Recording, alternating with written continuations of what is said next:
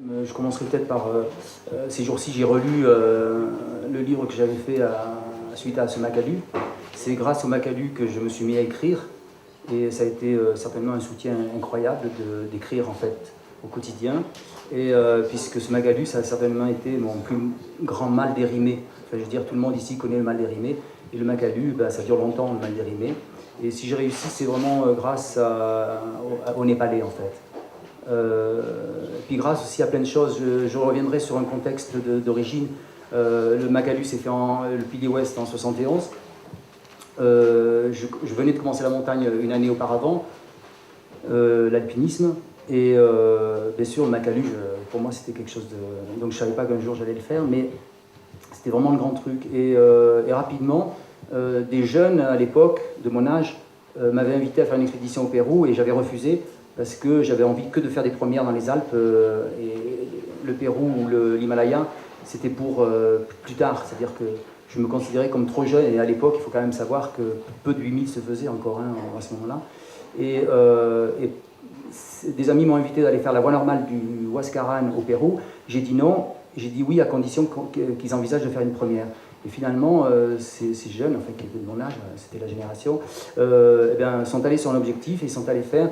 Enfin, ils m'ont proposé, ils m'ont dit, finalement, au lieu de faire la voie normale, si tu es d'accord de venir avec nous, on irait faire une première, tenter le Wansan, une première au Wansan, qui avait été échouée par des Américains et des Français, où tu faisais partie, Claude, Wansan, avec Frézafont, Bernard Ami.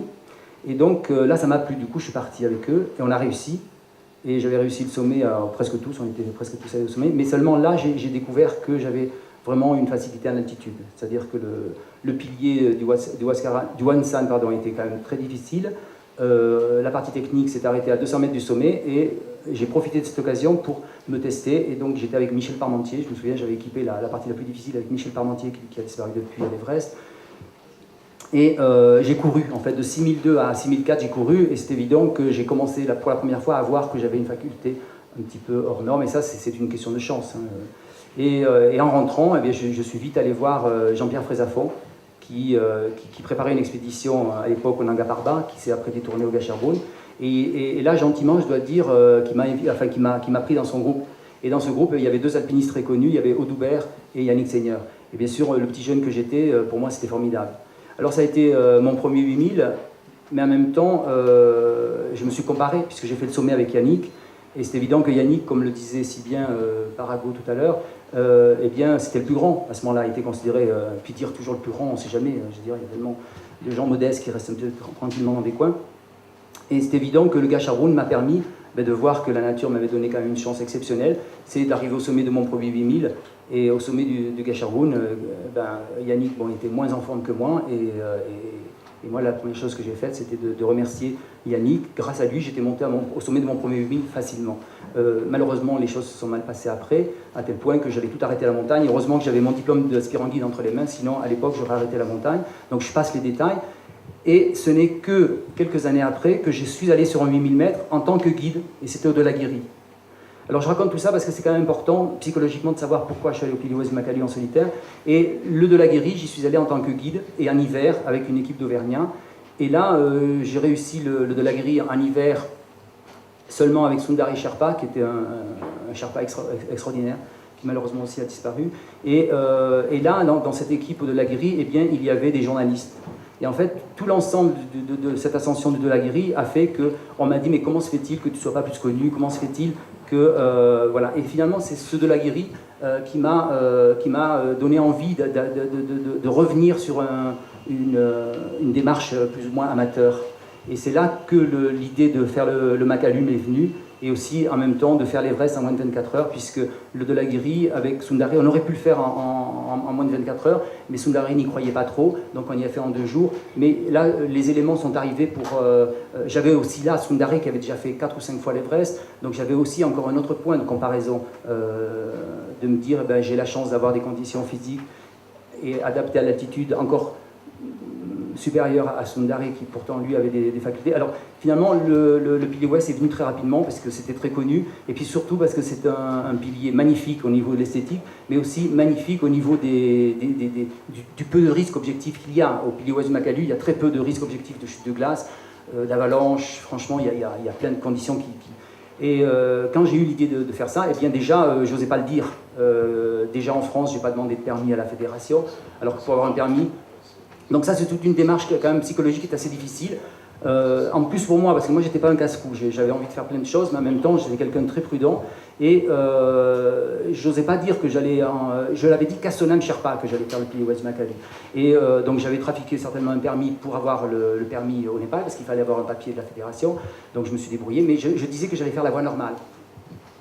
Et en plus, Sundare était venu, après le de la guérite, Sundare et Sherpa étaient venus en France, et on était ensemble, on va au Népal, lui pour aller faire l'Everest et moi pour faire le Makalu, et j'avais dans mes valises bien sûr un matériel très sophistiqué, le meilleur matériel qu'il puisse y avoir pour aller au Speedy West Makalu. Et là tout commence mal parce qu'à Bombay, la compagnie Indian Airlines nous a tout perdu, tous nos bagages, donc j'avais perdu tous mes fringues, tout. Alors ça, moralement, c'était déjà pas bon, donc arrivé à Katmandou, le moral n'était pas très bon, j'avais plus envie d'y aller, et heureusement que Sonam m'a dit, écoute Marc, t'as payé ton permis, t'as tout fait, va au moins au camp de base. Mais sinon, il n'y aurait pas eu Sonam Sherpa, j'aurais peut-être jamais décollé de Katmandou.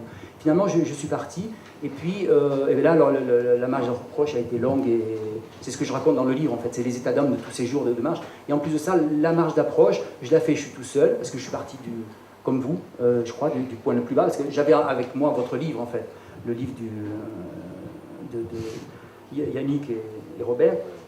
Et pour moi, ça a été quand même très important. Donc les premiers jours, j'étais tout seul.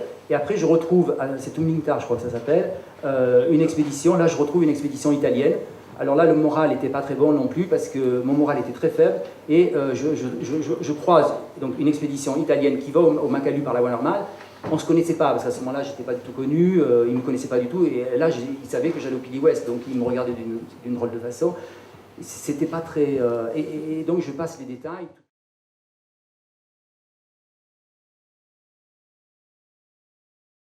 J'ai vraiment mis le premier jour le pied sur le Pili West, et bien le moral est arrivé très vite en fait. Parce que je suis allé au dépôt, et j'ai commencé ma petite affaire en fait. Et là, c'était extraordinaire, à tel point que rapidement, Norbert Joss et son copain de cordée avaient envie de se joindre à moi pour faire le Pili West. Et je leur ai dit, écoutez, ça va bien, non, si jamais, voilà. Et finalement, le moral allait de plus en plus. Et chaque fois que je passais les voir, là, il y avait un encouragement très très fort de ces expéditions qui me voyaient progresser très rapidement. Et donc, Iman et Engel, eh bien, là, on a vécu une aventure extraordinaire.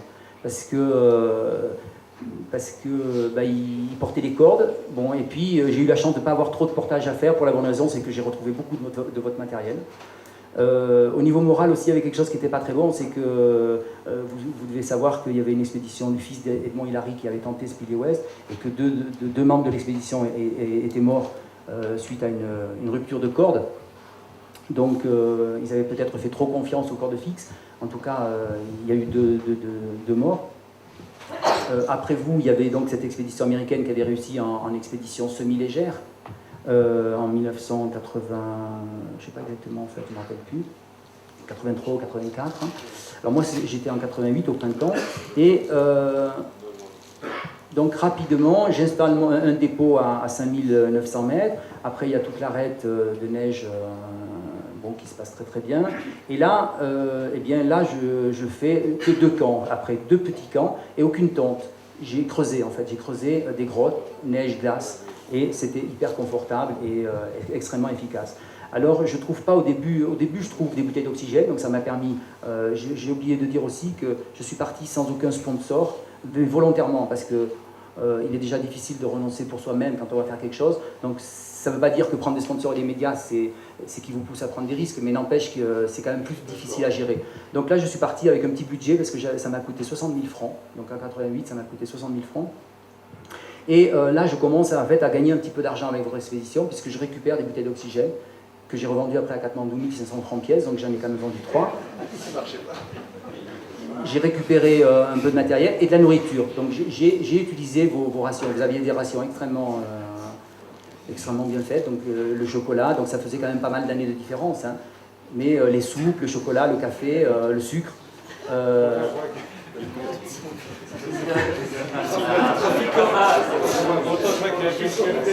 Donc,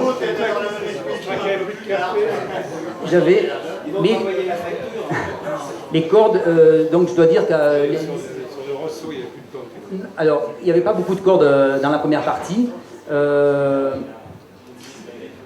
J'équipais quand même, au total, j'ai dû en mettre entre 1500 et 2000 cordes. Moi, j'ai posé, que j'avais amené moi-même, que j'ai mis des cordes à moi, à peu près entre 1500 et 2000 mètres de cordes fixes. Et j'ai retrouvé vraiment beaucoup de cordes dans ce fameux grand dièdre, très très beau, avant d'arriver à la brèche. Hein. Là, j'étais soulagé, parce que même pendant un moment... Voilà, alors là, il y avait beaucoup de matériel, certainement aussi des cordes des Américains, mais avant, c'était quand même assez aléatoire, donc j'ai quand même dû équiper. J'équipais tout seul, et les porteurs, donc Iman et Ongel, faisaient des portages. Pour eux, c'était quand même déjà un terrain très délicat, toute cette partie-là. Donc moi, j'équipais tout seul sans problème, mais voilà. Après, dans le dièdre, j'étais très content qu'il soit très bien équipé, et puis, et à la brèche, et bien là, j'ai attendu, donc au début, j'ai relu mes notes, et je voulais vous lire, mais ça aurait été ennuyeux que je vous lise un petit peu des détails, mais c'est vachement plus précis, mais c'est vachement plus sympa. Mais ça m'a rappelé, en relisant mes notes, et le livre, là, ces jours-ci, eh bien, le calvaire que ça a été, en fait, quand j'ai attendu à la brèche, une fois, en gueule. Parce que la seule chose que je n'ai pas équipée tout seul, c'est j'ai attendu Iman, qui me rejoigne à la brèche pour qu'il puisse m'assurer pour faire le mur. Et là, le mur, il n'y avait pas de corde. Tout était... Et en plus, tout le rocher dans ce pilier est excellent, est très bon, sauf ce mur extrêmement vertical. Et donc là, Iman, eh bien, il m'a assuré. Il faisait froid, il y avait beaucoup de vent, donc ça a été quand même... Et puis après, quand je suis arrivé en haut du mur, j'ai continué à sillonner, donc à trouver un peu de matériel. J'ai retrouvé pas mal de matériel des Américains. Là, ils avaient laissé plus à aller, et plus je retrouvais du matériel. Alors là, j'ai même retrouvé, je ne sais plus combien, 7 ou 8 freins tout neufs, enfin vraiment pas mal de matériel de ces Américains. Et... non, ça, j'ai pas redescendu. Et quand parce qu'après ce mur, il y a quand même encore des ressauts qui sont quand même difficiles. Et je suis allé, ce jour-là, et j'avais assez de cordes avec moi, je m'en suis bien sorti, vraiment aux grandes difficultés, après ce mur. Et quand je suis redescendu, eh bien, j'ai vu Iman, et là c'est très beau, parce qu'il a eu la témérité de vouloir faire ce mur, mais il était vraiment empêtré il avait vraiment, là il a fait des progrès entre-temps, je crois. Et donc il est sorti du mur, et puis on est redescendu ensemble, et je suis repassé devant, et moi j'étais fatigué, il faisait froid, et je suis allé l'attendre à la grotte que j'avais fait à 7200 mètres, et là j'ai quand même angoissé parce qu'il a mis 2 heures avant de me rejoindre. Donc il est arrivé avec... donc j'étais quand même très soulagé parce que sinon je serais remonté lui porter. Mais j'avais décidé de descendre et d'aller me réchauffer et prendre de l'énergie à la grotte parce que si je l'avais attendu, je me serais complètement... et je n'aurais pas pu l'aider. Donc ça a été un moment très difficile. Et pour aller au sommet, t'es parti d'où ? Alors, tout ça s'est passé, ça demandait 16 à 18 jours. Là, je ne me rappelle plus des jours exacts, mais ça fait à peu près 16-18 jours qui m'ont permis de rééquiper le pilier, donc de mettre environ 1500 à 2000 mètres de corde, et ça m'a permis aussi d'avoir une acclimatation parfaite. Et une fois que je suis redescendu avec Iman et tout ça, eh bien là j'étais prêt pour partir au sommet, et donc d'attendre la première occasion pour partir. Et quand je suis redescendu au camp de base, en passant toujours voir les autres expéditions, c'était toujours réconfortant et très sympa, eh bien, arrivé au camp de base, là j'ai passé, c'était donc le 25 ou le 26, je ne sais plus, enfin peu importe, et j'ai passé une très très bonne nuit, mais là je pensais que j'allais me reposer pendant 2 ou 3 jours. Et tout compte fait, j'ai passé une tellement bonne nuit, le matin je me reposais et tout, et en tout début d'après-midi, eh bien j'ai décidé de partir au sommet. Je me suis dit finalement, comme j'envisage de faire l'Everest en moins de 24 heures, là j'ai tout ce qu'il faut pour faire le Makalu non-stop. Donc j'ai les cordes en place, je suis en pleine forme, et du coup je suis parti.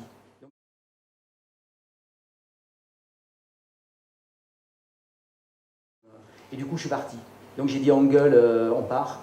Et il a dit oui, pas de problème. Et là, j'avais presque rien à prendre en fait. Et il m'a accompagné, et là je l'ai laissé au dépôt à 5900 mètres. Et je lui ai dit, écoute, si dans 2 jours, tu n'as rien vu, tu rentres à la maison, ça voudra dire que je suis... il m'est arrivé un problème. Et puis, parce que je n'envisageais pas du tout de revenir, j'ai envisagé de faire la traversée. Et je crois, enfin je ne m'étais pas renseigné pour cela, mais je crois que j'ai dû faire la première traversée du Makalu. Je pense que... Et donc je suis parti le soir, je m'étais mis un compte à rebours aussi dans mon plan. Je m'étais dit, il faudrait que je sois à 3h, 3h30 à la fin du dernier point que j'avais atteint, et que je sois là vers les 3h, 3h30 du matin. Et finalement, je suis allé beaucoup plus vite que prévu. Et j'avais une forme vraiment extraordinaire, j'avais une acclimatation parfaite et tout. Le beau temps donc, était là, et je suis arrivé au sommet. Donc une fois que je suis sorti des difficultés, après, bon, c'est un peu du mixte, où j'ai retrouvé des morceaux de corps, de sangle, et puis le ressaut final. Et là, bon, je t'en parlais tout à l'heure, dans votre livre, vous marquiez que ce ressaut faisait 100 mètres, et moi j'ai estimé qu'il faisait que 50 mètres. Mais c'est pas grave. Et puis apparemment, bon, mais c'est pas grave, bien sûr. Mais heureux d'avoir à faire que 50 mètres. Je t'interromps une seconde, parce que quand on fait le mécano, il faisait 4861 mètres. Oui. J'ai vu dans le dernier vertical qu'il l'avait réduit d'une vingtaine de mètres, presque 30 mètres même. De la même façon qu'ils ont réduit aussi la hauteur de la Oh, mais là, c'est que 2 ou 3 mètres. Là, c'est bon, mais content d'avoir un ressaut moins long. Et j'avais quand même pris 60 mètres de corde. Donc, à la fin du ressaut, j'étais parti avec moi. Donc, vraiment rien dans le sac. J'avais une doudoune, vraiment 3 fois rien du tout. Et là, à la fin du ressaut, donc au point final, j'avais récupéré un morceau de corde qui faisait à peu près 60 mètres de long. Et dans le ressaut, en fait, je me suis pratiquement pas assuré. J'ai laissé une dizaine de mètres. Il y a un piton, un anneau de rocher naturel. Donc là, je me suis assuré sur une dizaine de mètres. J'ai coupé la corde, j'ai laissé ce petit morceau et je suis parti donc au sommet. Et au sommet, j'y suis pas resté très longtemps. Là, j'avais un vent qui venait de la voie normale très très fort quand je suis arrivé au sommet.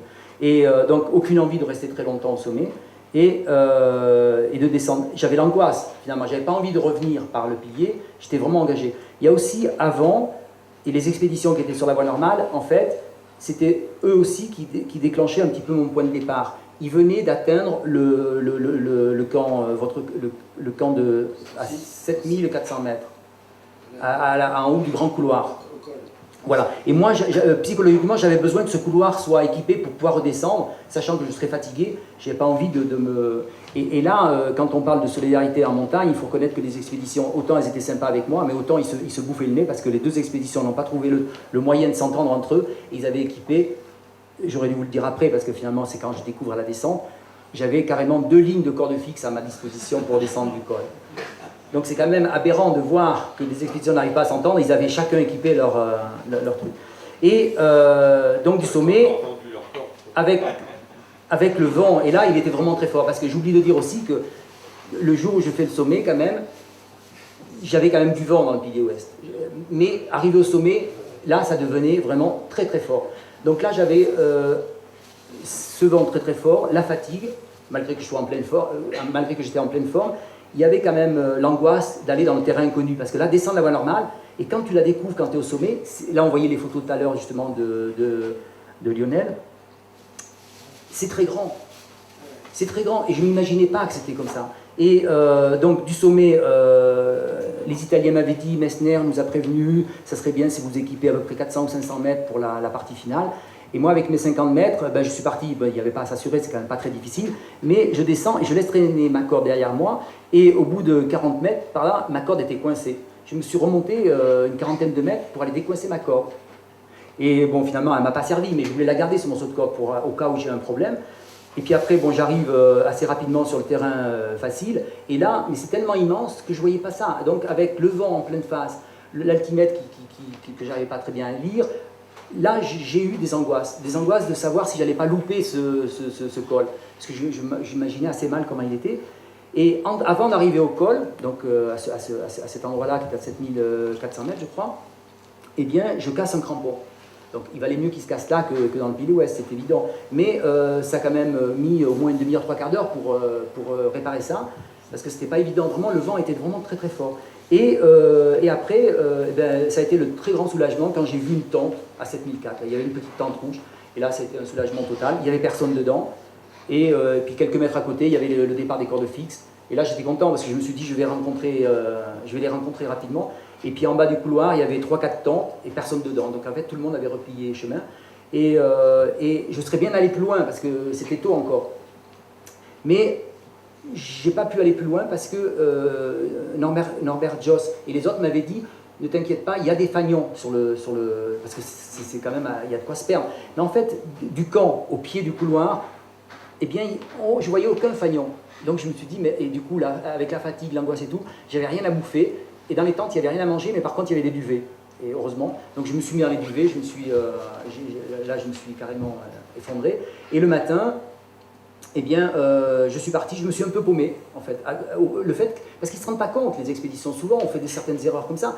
Le premier fanion à truc était trop loin, je veux dire, on ne le voyait pas détente. J'espère que tu les as engueulés. Et donc, j'ai mis mon petit sac, il n'était pas bien gros, mais j'ai mis mon petit sac au bout de la corde, au cas où je tombe dans une crevasse, parce que c'est quand même immense, ces glaciers là, par là. Et je laissais traîner ce petit sac au bout de ma corde, au cas où je tombe dans une crevasse, qu'on puisse me retrouver plus facilement. Et puis quand j'ai trouvé les fanions, là, ça a été le soulagement, et puis après, bon, je suis arrivé, et ça a été vraiment... on peut imaginer le plaisir qu'on peut avoir après toutes ces semaines de doute, quand même, quelque part. Et puis après, bon, il y a eu l'accueil extraordinaire de toutes les expéditions. Et puis finalement, quand je suis arrivé au camp de base, et ça quand j'ai relu mes notes, c'est vraiment assez extraordinaire, j'avais qu'une envie, c'est de faire mon sac pour rentrer à la maison. Et donc j'ai passé une très bonne nuit, et du camp de base, je ne sais pas si vous vous rappelez, mais du camp de base, pour revenir à Tomnikar, j'ai mis 2 jours. Et toi, tu es rentré en hélicoptère, mais j'ai mis 2 jours, donc pour ceux qui se rappellent, ça fait quand même, ça fait assez vite. Et quand je suis arrivé à Tomnikar, donc j'ai eu la chance d'avoir un avion dès le lendemain matin, et puis là, avant de prendre l'avion pour Katmandou, je me suis pesé, mais j'étais pas dans un état d'épuisement comme j'avais pu le raconter l'année dernière quand j'étais une fois au Dru et une fois à l'Everest en 24 heures, où à 2 reprises je suis descendu à mon poids le plus bas qui était 46 kg. Là au Makalu, je faisais 48 kg. Donc quand je suis rentré à Tomnikar, je faisais 48 kg. Mais j'étais pas épuisé. C'est-à-dire, grâce au Makalu à l'Everest. C'est pour ça que tu gardes vite. Maintenant, j'en fais 60 quand même. J'en fais 60. Mais donc, alors je sais pas si j'ai peut-être été un peu long, mais je dois dire que ce pilier ouest de Makalu, c'était vraiment...